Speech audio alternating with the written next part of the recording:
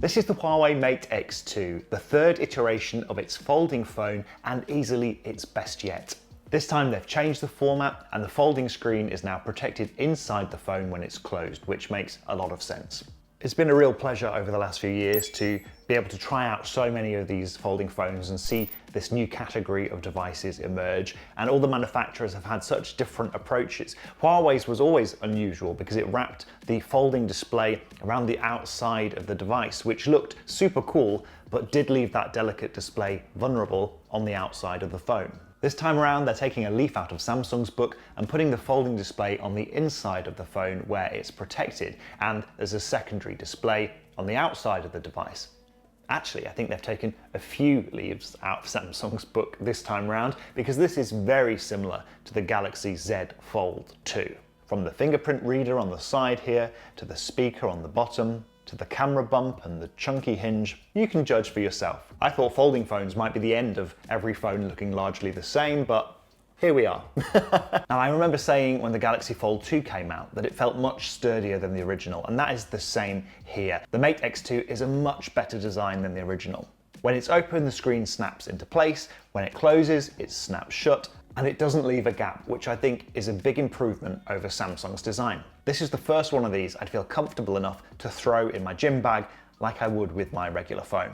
There's something else about this that I think is just a fantastic bit of engineering. When I first started using it, it felt really comfortable in my hand, and I couldn't quite put my finger on why. I've always been very scared of dropping these folding phones because they're typically very expensive and fragile. But with this one, I never felt like I was going to drop it. It just sat very comfortably in my hand. And here's why. The phone is wedge-shaped, which moves the center of gravity closer into your right hand. So when you're holding it here, there's less weight over here.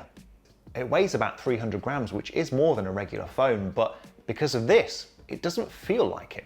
The other thing I really like is the outside display, because when this device is closed, it's a full-size regular smartphone with no compromise. You get pretty much the same experience as you would with a regular Pro Huawei smartphone, including the great camera array as you'd expect from a flagship device. If folding phones that turn into tablets are really going to take off, then the folding part can't come at the expense of any other top feature that you'd expect on a Pro smartphone. And this, I think, is the closest we've got. In terms of apps, things haven't really changed over the last few months. Huawei is still on that US trade blacklist, which means there are no Google services on this device, and I think that lets it down, at least for a UK audience.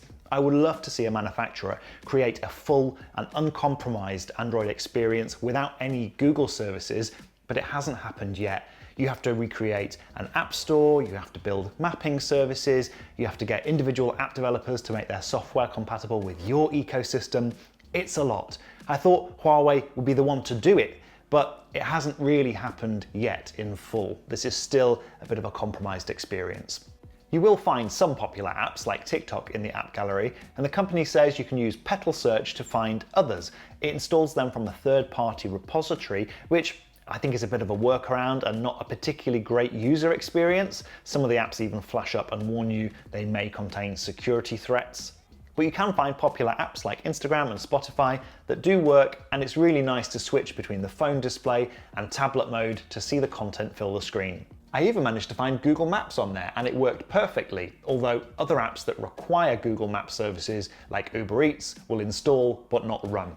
Ultimately, if this is released in the UK or US, that will be a huge hurdle. And it's a shame, because I think Huawei has just designed the finest folding phone so far.